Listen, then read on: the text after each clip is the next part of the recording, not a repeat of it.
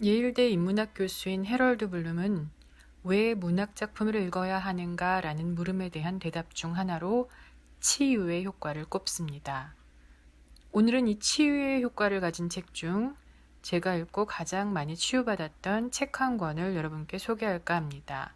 그 책은 바로 스캇 팩의 아직도 가야 할 길입니다. 제가 가지고 있는 이 책의 커버에는 이런 글이 적혀 있는데요.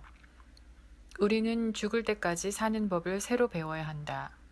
막다른 골목을 마주했을 때 혹은 절망의 벼랑 끝에 섰을지라도 바로 그 순간 우리에겐 아직도 가야 할 길이 있음을 기억하십시오.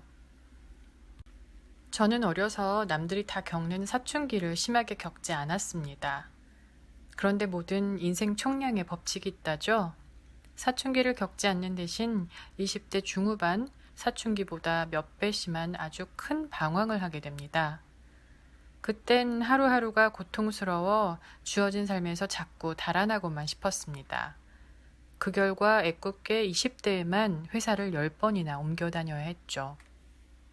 그러던 중 우연히 이 책을 손에 넣고 치유를 받게 됩니다. 정신과 의사이자 목사이지만 한때 불교에 심취했던 저자는 석가의 위대한 진리로 이 책을 여는데요. 삶은 고해다 라고 말입니다. 사실 내 인식 속에 이 진리만 제대로 자리 잡고 있어도 치유의 효과가 일어나기 시작합니다. 우린 삶의 고통이 닥쳤을 때 왜 이런 일이 하필 나에게 일어났지?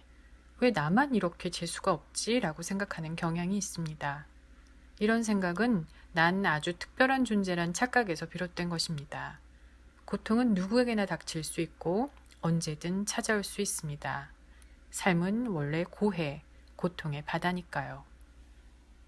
자연의 일부인 인간의 삶은 자연과 마찬가지로 혼돈의 상태인 카오스가 디폴트임에도 불구하고 이를 부정하고 회피하기 위해 인간은 고통 없는 완전한 삶을 추구하게 됩니다. 예를 들어 내 자식만큼은 어려움 없이 키우고 세상의 어두운 면은 아예 없는 것처럼 눈을 가려주며 늘상 너는 특별하고 소중한 존재라는 인식을 키우며 아이를 성장시킵니다. 그렇게 인생은 고해다라는 진리를 수용하지 못한 채 고통 없이 좋은 세상만 보며 자란 아이는 잔잔하다 못해 지루한 일상에서 아주 조금의 변화로 삶의 파문이 일기라도 하면 그 고통을 참기 힘들어하고 쉽게 우울감에 빠집니다. 저자는 힘주어 말합니다. 우리는 삶에서 문제와 고통을 직시하고 다가오는 변화에 적극적으로 책임감을 갖고 대처할 때 비로소 삶의 기쁨을 맛볼 수 있는데 이를 위해서는 현실에 충실하고 과감히 도전할 수 있는 훈련이 끊임없이 필요하다고요. 앞서 저자는 이 생이 끝날 때까지 묵묵히 우리 인생의 길을 걸어나갈 수 있도록 사는 법을 배우는 훈련을 해야 한다고 했는데 이때 훈련을 하도록 동기부여를 해주는 힘의 정체가 바로 사랑이라고 말합니다. 단 저자가 말하는 진정한 사랑은 사랑에 빠지는 일시적 감정이기보다는 사랑하고자 하는 꾸준한 의지입니다. 또한 행동을 통해서만 사랑이 완성된다고 보면서 보다 능동적이고 적극적인 사랑을 강조하고 있습니다. 이런 관점에서 의존적이고 수동적인 사랑을 경계하는데요. 낭만적인 사랑, 중독, 열정 등 의존적 사랑을 하기보다 우리 자신의 발전이나 다른 사람의 정신적 성장을 위해 행해지는 노력과 용기를 진정한 사랑의 실체로 보았습니다. 그러므로 사랑을 하기 위해서는 엄청난 양의 에너지가 요구되죠. 특히 저자가 강조하는 사랑의 특성 중 저도 굉장히 중요하게 생각하는 부분이 있는데요. 그것은 바로 사랑은 분리됨에 있다는 것입니다. 이를 한 단어로 바꾸면 독립성이 될 것입니다. 돌이켜보면 저는 성장하면서 이 독립성이 결핍되어 어린 시절 제게 찾아오는 고통에 제대로 대처하지 못했다는 생각이 드는데요.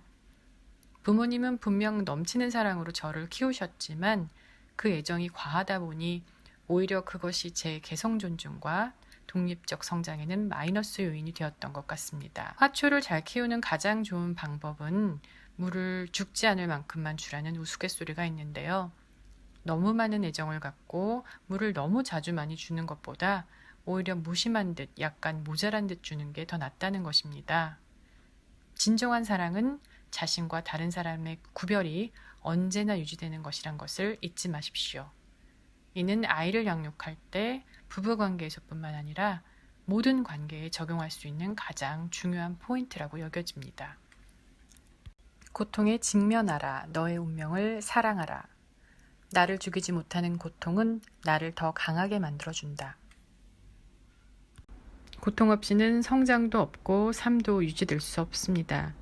진정한 사랑으로 나를 무장하여 고통을 즐기며 평생토록 사는 방법을 배워나가시길 바랍니다.